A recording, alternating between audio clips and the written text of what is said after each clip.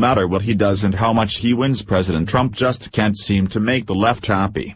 Even when he gets 3 spoiled entitled ball players out of hot water in China. President Trump was able to save and get 3 UCLA basketball players safely home. LiAngelo Ball, Cody Riley, and Jalen Hill, who have now been suspended indefinitely by the Bruins basketball team. All 3 players apologized at a news conference Wednesday morning about the incident in China that had them stay behind on a team trip after they were accused of shoplifting at 3 different local area stores. But of course, since their messiah, former President Barack Hussein Obama, had no hand in freeing these 3 characters, the American left and even one of the players' father just can't seem to give Trump the credit he so rightly deserves. In fact, LeVar Ball, LiAngelo's father, is not giving President Trump any of the credit. When asked about his son's return and the whole ordeal, he actually had the galls to say WHO. When asked about Trump's involvement in the matter, what was he over there for? Don't tell me nothing. Everybody wants to make it seem like he helped me out. Grammar is key. The Mercury News reports, Trump scolds LiAngelo Ball, "Are you going to thank me?" The 3 UCLA players who were detained in China for shoplifting returned to the U.S. on Tuesday night, following intervention from, among others, President Donald Trump.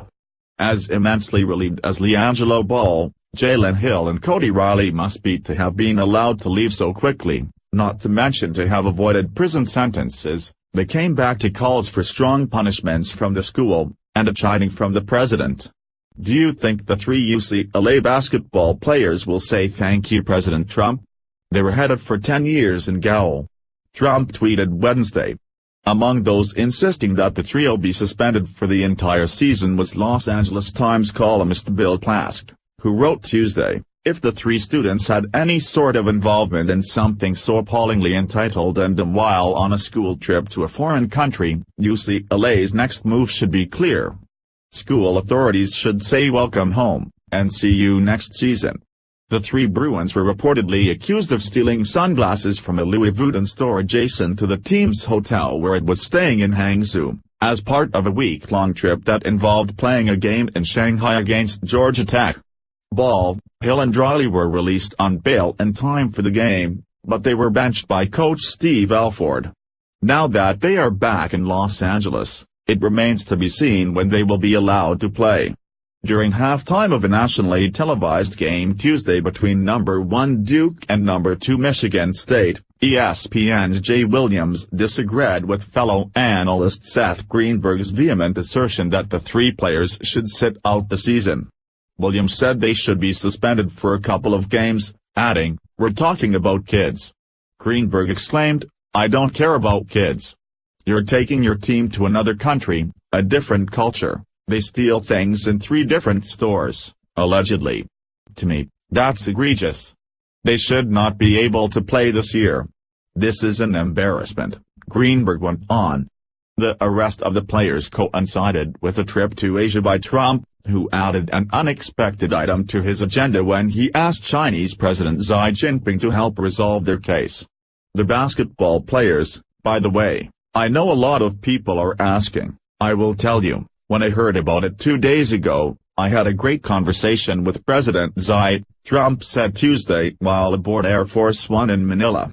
What they did was unfortunate. You know, you're talking about very long prison sentences. The Chinese do not play games. In his Wednesday tweet, Trump exaggerated the punishment the players were facing.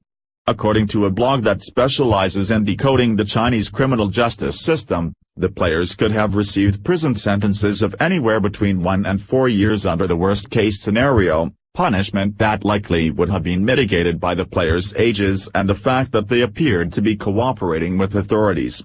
It's not clear what terms were negotiated to bring the players back, but it's apparent that they received relatively minimal punishments from China.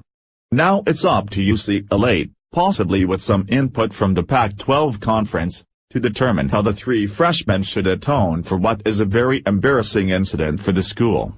I want to be clear that we take seriously any violations of the law, UCLA Chancellor Jean Blas said in a statement. In this particular case, Both athletics and the Office of Student Conduct will review this incident and guide any action with respect to the involved students. Such proceedings are confidential, which limits the specific information that can be shared. The 23rd-ranked Bruins have their home opener Wednesday, and before the game, Ball, Hill and Riley, as well as Alfred and athletic director Dan Guerrero, are set to offer comments on the episode but reportedly will not take questions. Tuesday evening saw the players making their way through a media scrum after landing at Los Angeles International Airport. Hanson Wang, a columnist for UCLA's student newspaper, The Daily Bruin, called Sunday for his school to lay down the hammer in disciplining the trio. Citing his grandfather's first-hand, frustrating experience with the Chinese legal system, Wang wrote that UCLA should suspend the three players for the entire year and possibly more. These players were responsible for representing UCLA in the country during their time abroad, and they failed to meet even the most basic standards of law-abiding citizens, Wang wrote. UCLA must hold them accountable and send the message that no player, or players, can be let off the hook for violating foreign laws and making a fool out of the school, the Pac-12 and the U.S. However, some have pointed out that UCLA officials might be concerned with how well lengthy suspensions may sit with LeVar Ball, LiAngelo's father, who was with the Bruins in China when the arrests occurred and said of them, "It ain't that big of a deal." LeVar Ball's oldest son, Lonzo, started for the Bruins last season before being drafted number 2 overall by the Los Angeles Lakers, and his highly touted youngest son, 16-year-old LaMelo, has already been ticketed to follow in his brother's footsteps and play for UCLA. UCLA officials now have the delicate task of determining a suitable punishment, wrote USA Today's Nancy Armour on Tuesday. And by suitable, I mean one that won't incur the wrath of Ball's father, LeVar, or prompt him to yank another son out of school. In waiting to announce its disciplinary measures for Ball, Hill and Riley, UCLA might be trying to gauge how light a punishment it can get away with meting out. However, anything less than a full season's suspension won't go over well with at least a few media figures. This is everything that's wrong with our great nation. People like this ball tosser's father are given a platform to ooze their biased hate to the public. Why not instead ask him what he did wrong that his son was shoplifting, to begin with? Someone who speaks like this guy shouldn't even be asked questions by the media. Who cares what he says or thinks? We as a nation better start to wise up and put these people in their places. What exactly entitles this man to give his opinion on this international incident considering he wasn't even able to raise his son to know the difference between right and wrong? Please share if you agree President Trump deserves credit for this release.